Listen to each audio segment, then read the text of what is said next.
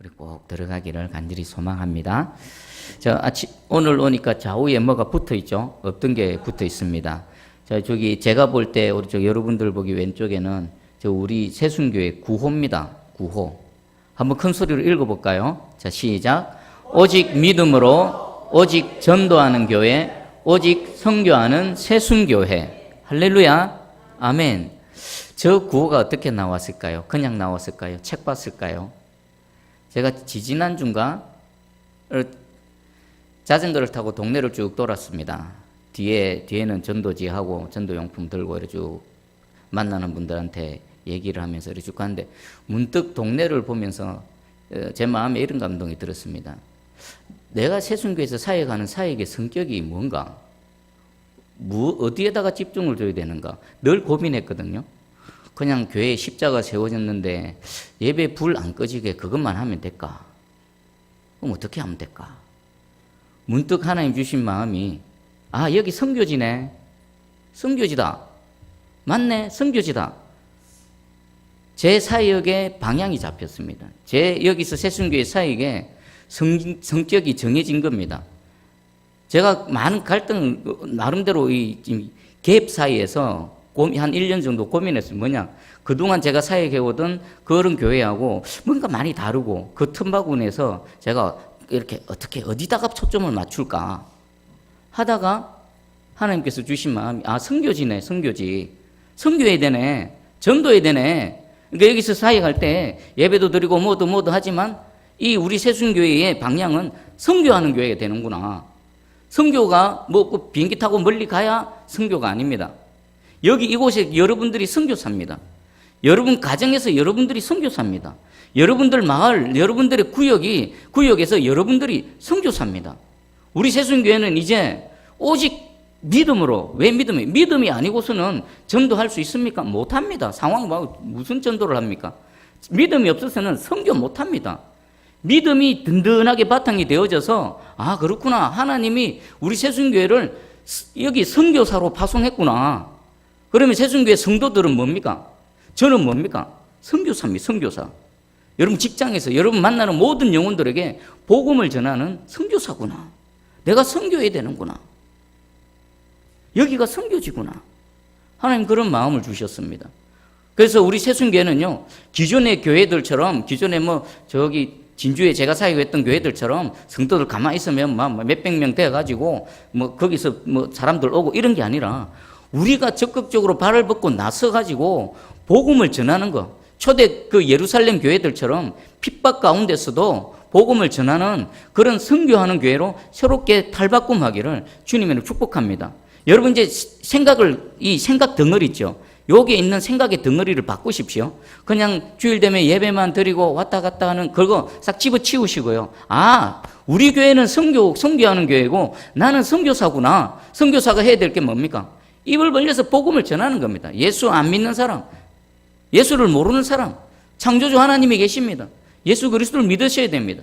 죽고 나면 천국이 있고 지옥이 있습니다. 그 상태로서는 죽음을 준비하셨습니까? 듣든지 안 듣든지 그들이 받아들이든지 안 받아들이든지 우리가 해야 될 일은 뭡니까? 계속 전하는 겁니다. 그것을 통해 하나님께서 일하실 줄 믿습니다. 제가 세 가지로 생각을 했습니다. 첫 번째는 여러분 개인이 전도하십시오. 개인이 가장 기본입니다. 개인이 전도하는 겁니다. 그리고 두 번째는요, 여러분 구역이 전도하십시오. 우리 각각 구역 있지 않습니까? 구역장님, 부구역장님들, 그리고 구역원들은 모여서 고민하죠. 우리 구역이 어떻게 하면은 영혼 구원을 이루어낼 수 있을까? 어떻게 하면은 그 전도를 할 수 있을까? 모일 때마다 고민하고요. 그럼 왜 안 되는가? 어떻게 하면 될까? 고민도 하시고 하나님께 간구도 하시고 지혜를 달라고 구하시기 바랍니다. 그리고 또 우리 교회가 전도를 할 겁니다. 새생명 전도대로 개인이 하는 영역, 구역이 하는 영역, 그리고 우리 교회가 하는 영역과 성격이 다 다르죠. 동시에 해야 됩니다. 동시에. 그리고 또 남녀 전도회가 있죠. 여러분 전도하기 위해서 무슨 남전도회 영혼 구원을 위해서 어떤 계획을 세우고 어떻게 지금 준비하고 있습니까? 여전도회는 또 영혼 구원을 위해 전도회를 전도하라고 지금 만들어진 조직인데 전도하기 위해서 함께 무엇을 의논하고 어떤 것을 실행에 옮기시려고 하고 계십니까? 모든 포커스를 저기다 맞추시기 바랍니다. 그리고 저도 모든 포커스를 저기에 맞추겠습니다. 그래서요, 기존에 지금 한국 교회는요, 주저앉아 있습니다. 그냥 성도들 모여가지고 적당히 운영되어지니까 그냥 거기에만 만족하고 있습니다. 제가 사천에 와보니까 요 지역은 전도를 잘 안 하네요.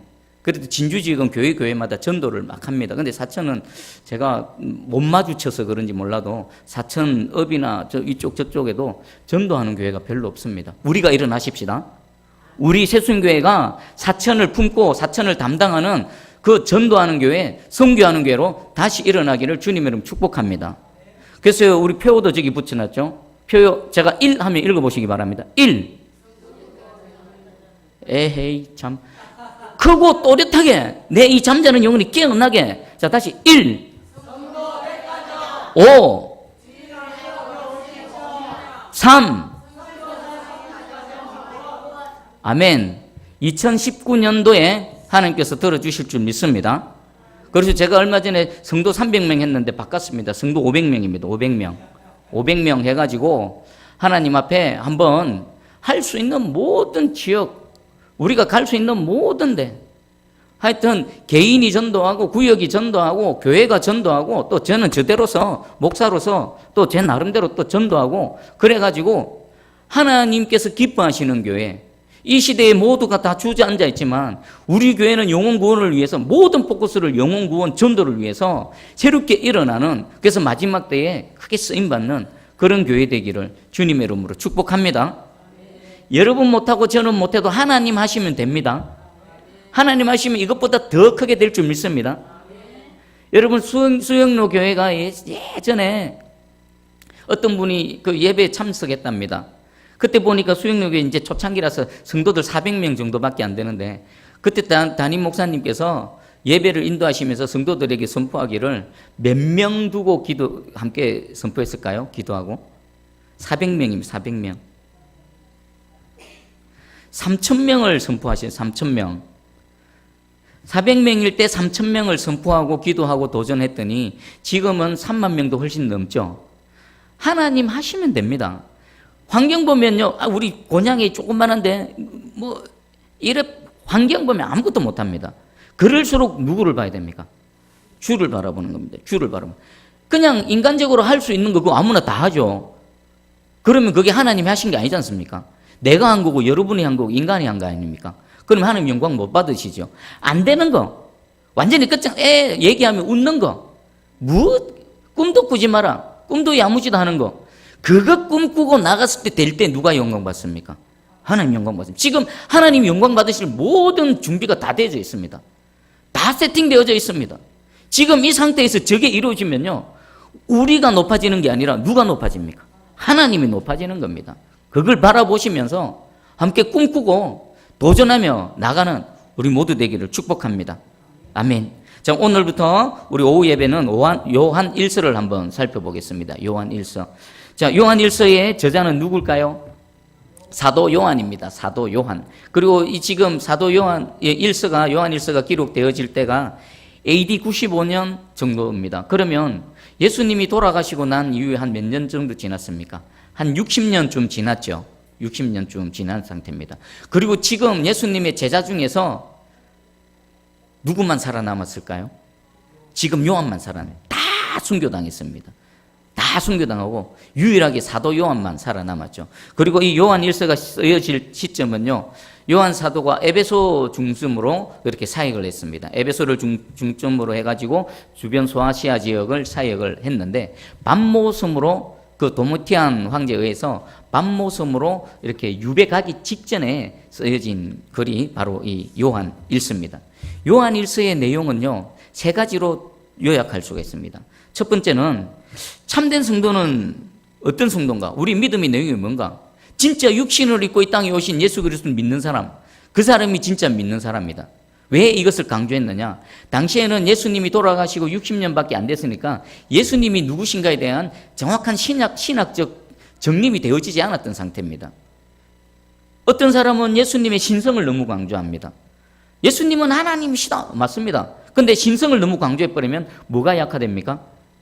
육신을 입고 이 땅에 오신 예수님의 인성이 약해져 버립니다. 그리고 또 어떤 사람은 예수님의 인성만 강조합니다. 그러면 예수님의 하나님 되심이 부정되어지는 겁니다. 근데 정확한 건 뭡니까? 예수님의 하나님 되심과 신성과 예수님의 사람, 육체를 입고 이 땅에 오신 것, 이게 정확하게 하나가 되어질 때 그것이 참 믿음이 되어지는 겁니다. 당시에 영지주의자들이 있어가지고요, 교회 안에 그냥 예수님은 그냥 신성, 육체를 입고 오신 게 아니다. 영으로 잠시 임했다가 영으로 떠나가 버렸다. 십자가에서 죽으실 때 영으로 떠나가셨다. 이렇게 가르치는 가르침이 많았습니다. 그래서 성도들이 바른 그 진리의 말씀 앞에 바로 서지 못하고 막 혼란스러워하는, 이것 때문에 우리 요한 사도가 이 글을 적었고요. 그리고 윤리적으로는 또 이렇습니다. 참된 성도는 어떤 삶을 살아야 되는가? 여기 보면 빛 가운데 걸어가라는 표현이 많습니다. 불의한 세상 가운데 살아가지요. 저와 여러분도 마찬가지입니다. 공중권세 잡은 세상 가운데 살아갑니다. 그럼에도 불구하고 우리는 그리스도인으로 살지요. 그리스도인은 세상과 다른 방식으로 빛 대신 주님, 그 빛의 옷을 입은 자로서 살아가야 됩니다. 불의한 세상 가운데 그리스도인이 어떻게 의인으로서 살아가야 되는가? 그것에 대해서 나와 있습니다. 그리고 세 번째는요, 사회적으로 우리 참된 성도들은 삶을 살아갈 때에 하나님을 사랑할 뿐만 아니라 옆에 있는 지체들, 형제들도 어떻게 해야 된다고요? 사랑의 계명을 강조했습니다. 우리 요한 사도의 별명이 있었습니다. 초창기에는 뭐였습니까? 우레의 아들이었어요. 우레의 아들. 왜 우레의 아들이었어요? 우레가 뭡니까? 천둥번개 아닙니까? 왜 초창기에는 요한을 우레의 아들이라고 했을까요? 다혈질에다가 성격이 불같은, 전도를 했는데 복음을 안 받아들이면 예수님 저기 확 불을 내려버리십시오, 이렇게 했던 사람인데 말년에는 그 별명이 사랑의 사도가 돼요. 사랑의 사도. 사랑하라, 사랑하라. 예수님을 더 깊이 알아가고 예수님과 더 깊은 교제를 나누다 보니까 또 예수님의 그 사랑을 입은 자신이 이 땅에서 해야 될 일, 아 그렇구나, 예수님이 그래서 사랑을 강조하셨구나, 예수님이 나를 이렇게 사랑하셨구나, 그래서 형제를 미워하는 자가 하나님 사랑한다는 거짓말이에요. 하나님을 사랑하는 자는 반드시 옆에 있는 형제도, 눈에 보이는 형제도 사랑하게 되어 있다. 그래서 사랑의 계명을 강조했던 겁니다. 이 세 가지가 주 내용입니다. 그런데 우리 요한 1서의 또 특징 중에 하나가 보면은 1장 1절에 보면 태초부터 있는 생명의 말씀에라고 있습니다. 요한 1서는 편지글입니다. 여러분들 편지글은요, 형식 있죠? 우리가 편지를 쓸 때 제일 먼저 등장하는 게 뭡니까?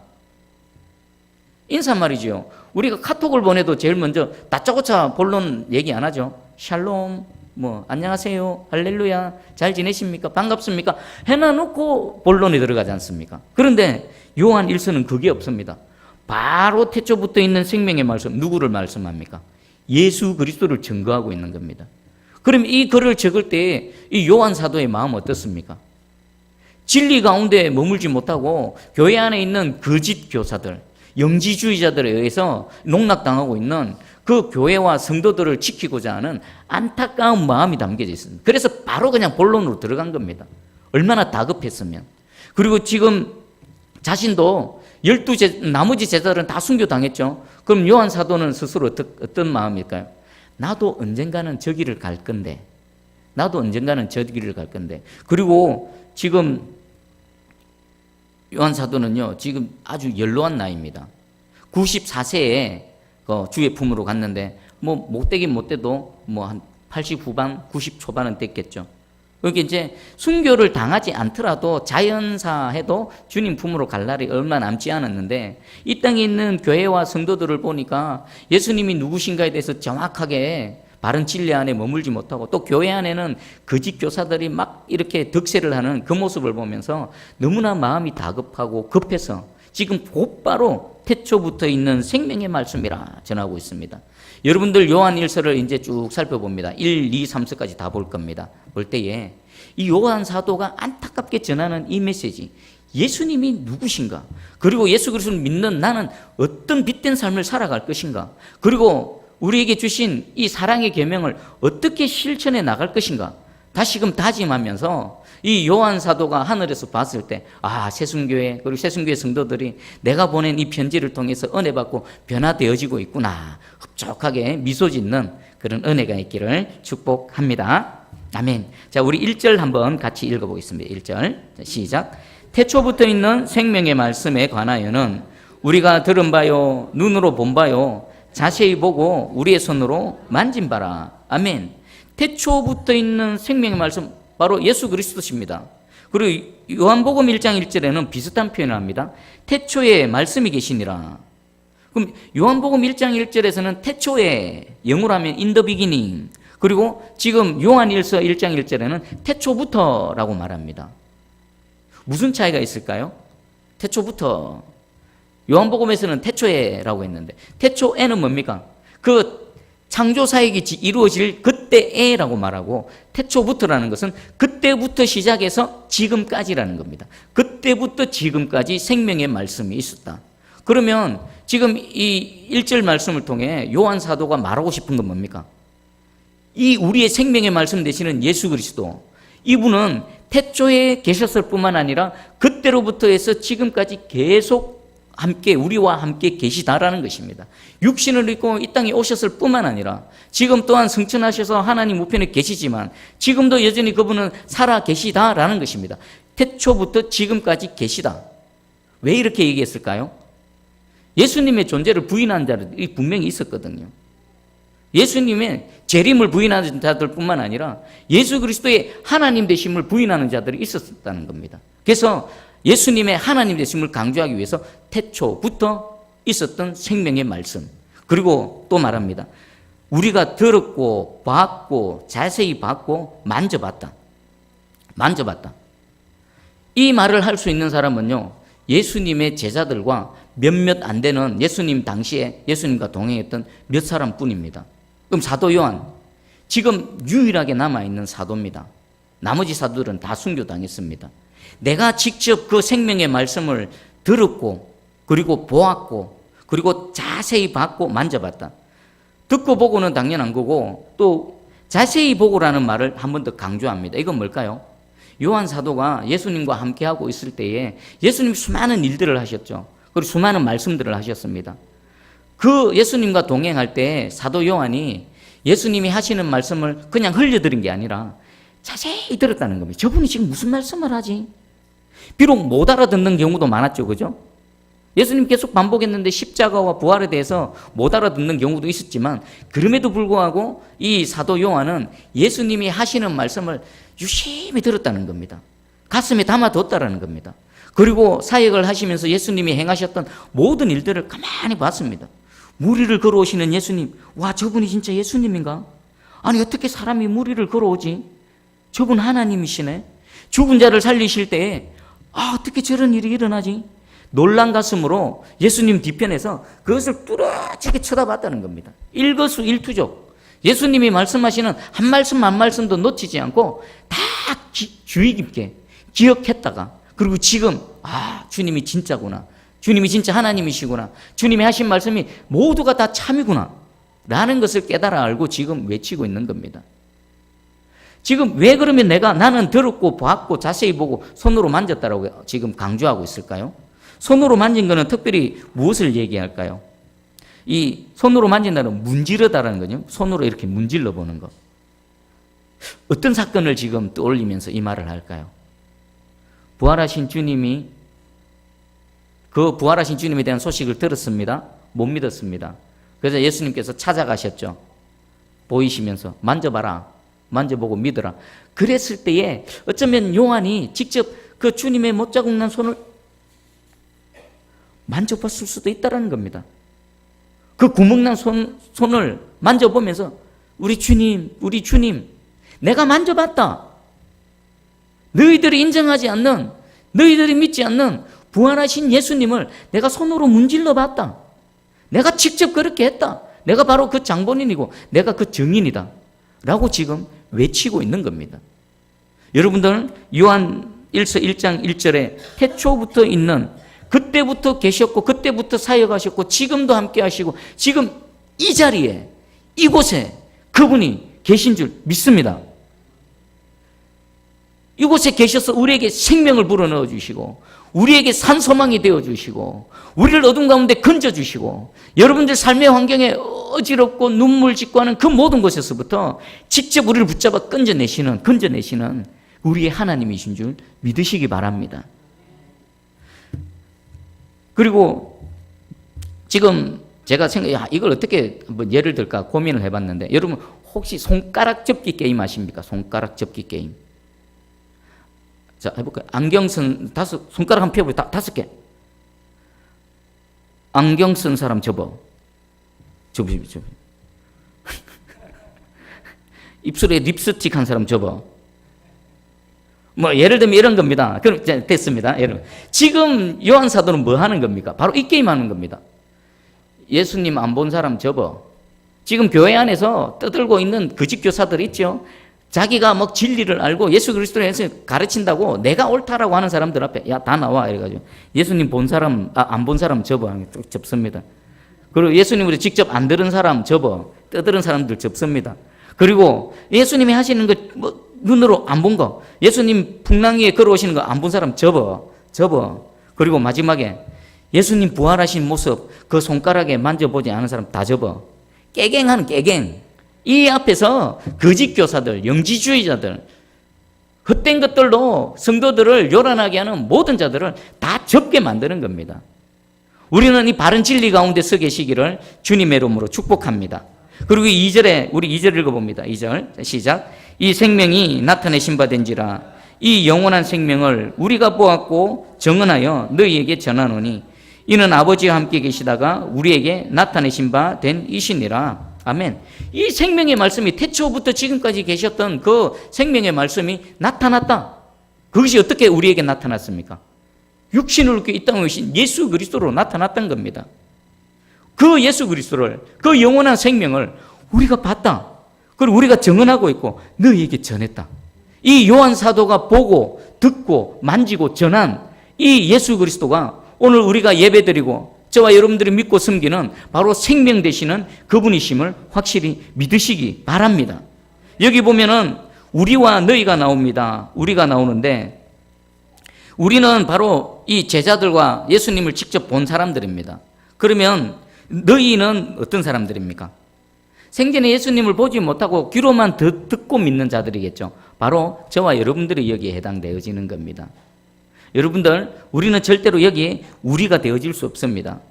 다만 그 본자들이, 직접 만져본 자들이 전한 그 예수 그리스도를 듣고 우리가 마음으로 믿고 여기에 있는 것입니다. 이것은요, 나는 정인으로서의 충분한 자격이 있다. 그리고 내가 전하는 이 말에는 확실한 신적 권위가 있다. 이것을 지금 얘기하고 있습니다. 그리고 요한 사도가 이것을 전하는 목적이 있습니다. 우리 3절 한번 읽어봅니다. 3절. 자, 시작. 우리가 보고 들은 바를 너희에게도 전함은 너희로 우리와 사귐이 있게 하려 함이니 우리의 사귐은 아버지와 그의 아들 예수 그리스도와 더불어 누림이라. 아멘. 우리가 이것을 전하는 목적이 있다. 그것은 뭐냐?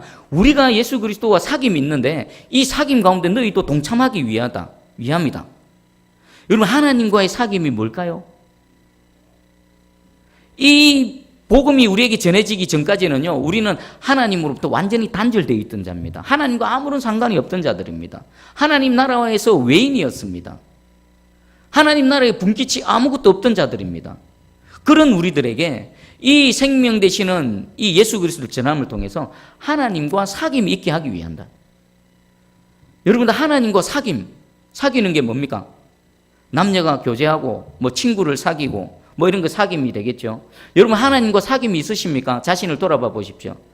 지금 예수 그리스도를 전하는 목적이 그 단절되어져 있던 모든 사람들을 하나님과 연결시켜주고, 그리고 그냥 연결시켜주는 정도가 아니라 하나님과 실질적인 교제, 사귐으로 이 은혜를 주기 위해서 전한다고 했는데, 저와 여러분들이 예수 그리스도를 믿는다면 분명히 이 은혜가 있어야 됩니다. 사귐이 있어야 됩니다. 어떤 사귐이 있습니까? 요즘 새벽 기도에 아가스를 지금 말씀을 전하고 있습니다. 제가 많은 성경을 보고 또 많은 말씀을 전했는데 아가스는 좀 독특한 것 같습니다. 저도 아가스는 이전에는 몇 번 읽어봤지만 말씀을 전하기 위해서 이렇게 묵상하고 이렇게 해본 적은 이번이 처음입니다. 근데 이 아가스를 뭐 불과 몇 장밖에 안 되고 어찌 보면은 남녀의 사랑 얘기로 들려지는데 하나님과 나 사이가 이런 사이구나. 하나님이 나를 이렇게 사랑하시고 또 하나님이 또 나를 향해서 이런 사랑을 원하시는구나. 우리 하나님과 또 하나님 백성 사이를 정의하는 여러 가지 정의가 있습니다. 먼저는 주인과 종의 관계죠. 주인의 종의 관계. 주인이 주님 되시고 주님이 주인 되시고 우리는 종이다. 그럼 주님이 뜻하시는, 주인이 원하시는 삶을 살아가야 된다. 책임과 의무가 있습니다. 그리고 양과 목자의 관계가 있죠. 양과 목자 뭡니까? 양은 그저 목자만 바라보면 됩니다. 목자는요, 푸른 물가, 푸른 초장, 실만한 물가로 양들을 이렇게 인도하면서 그들을 먹이고 입힙니다. 그런 관계도 얼마나 대단한 관계입니까? 그리고 또 친구라고 부르죠. 아브라함은 내 친구라. 친구와 같은 친밀한 관계. 그런데 그것보다도요, 하나님이 우리에게 요구하시는, 우리에게 진정 원하시는 이 관계는 사랑하는 연인들의 뜨거운 이 관계구나. 뜨거운 관계구나. 아가서에 보면 솔로몬이 그 술람미 여인을 노래할 때, 술람미 여인이 솔로몬을 노래할 때요, 보면 머리부터 발끝까지 하나하나 뜯어서 네 눈은 무엇 같고, 네 코는 무엇 같고, 네 입술은 무엇 같고, 네 가슴은 무엇 같고, 네 허리, 네 배꼽, 네 가슴, 네 다리. 이건요, 아무나 못합니다. 여러분 사랑하는 누군가를 한번 떠올려 보십시오. 눈빛, 그 코, 얼굴, 생김새, 다리 전체가 빡 들어오는 그런 대상이 있으십니까? 아마 그리 많지 않을걸요. 사랑하니까. 그게 또 아무렇게나 보이는 것이 아니라 눈에 넣어도 아프지 않고 보고 싶어도 또 보고 싶은 그 꿀송이 같고 포도주 같은, 세상에 그 무엇보다도 기쁘고 그냥 보고만 있어도 배가 부르고 그 기쁨이 충만한 거. 우리 젊으신 분들은 그 처음 남편과 아내와 사랑했을 때의 그 사랑의 뜨거운 그 관계, 안 보면 보고 싶어서 견딜 수가 없는 그런 관계. 어쩌면요, 우리가 사귐이 있는 것처럼 너희도 이 사귐에 동참해야 된다고 했을 때, 사도 요한은 예수님과 어떤 사귐을 했습니까? 주님 품 안에서 안겨서 식사할 때도 그 최후의 만찬 자리에 주님의 그 가슴 품에 안겨서 식사를 했던 바로 그런 사람들입니다. 지금 사도 요한은 그것을 떠올리면서 우리 보고 주님과의 사귐, 하나님과의 사귐 가운데로 당신들을 초청합니다 라고 지금 얘기하고 있습니다. 여러분, 하나님 어떤 분이십니까? 여러분, 어떤 관계 속에서 하나님과 교제를 나누고 계십니까? 그냥 막 때리시는 하나님, 잘못하면 막 벌 주시고 이런 하나님으로, 마지못해서 책임감 때문에 의무감으로 여러분 예배 드리시고 주님과 동행하고 계십니까? 그럼 여러분들은 불행한 겁니다. 하나님을 모르는 겁니다. 여러분들이 인생 가운데 가장 누군가를 사랑하셔서 뜨거웠던 그 순간, 그 관계로 사랑하기를 원하시는 겁니다. 그리고 이 사도 요한은 이 관계로 들어오라.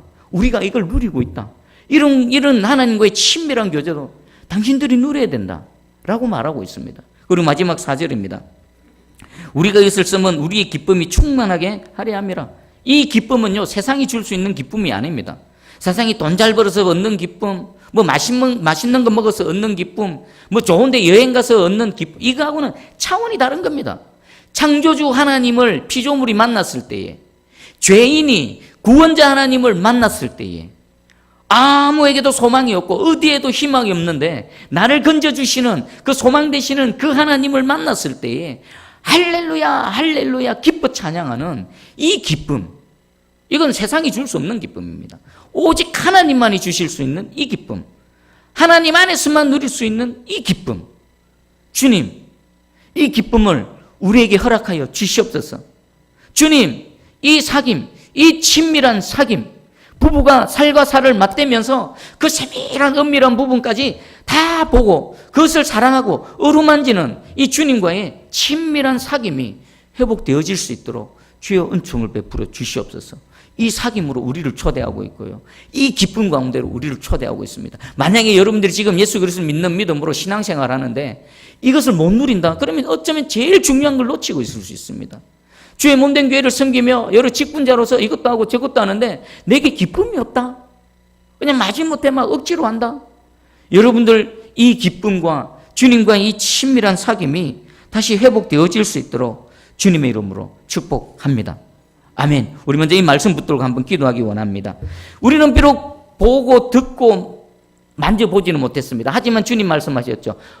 안 보고 믿는 자가 더 복되다. 더 복된 자로서 우리 사도 요한이 우리 그 하나님과의 친밀한 사귐으로 초청했는데, 하나님, 나도 이 관계 회복되어지기 원합니다. 나를 향한 애끓는 사랑, 나를 바라보실 때에 눈에 넣어도 아프지 않는 그런 하나님의 사랑이 깨달아지게 해주시고, 나도 그 주님을 바라볼 때에 아빠 아니면 사랑하는 여인, 사랑하는 그 남자를 바라보는 그 뜨거운 사랑이 회복되어지게 하여 주셔서 세상이 주지 못하는 하늘의 기쁨 가운데 살아가게 해 주시옵소서. 우리 함께 기도하겠습니다. 기도합니다.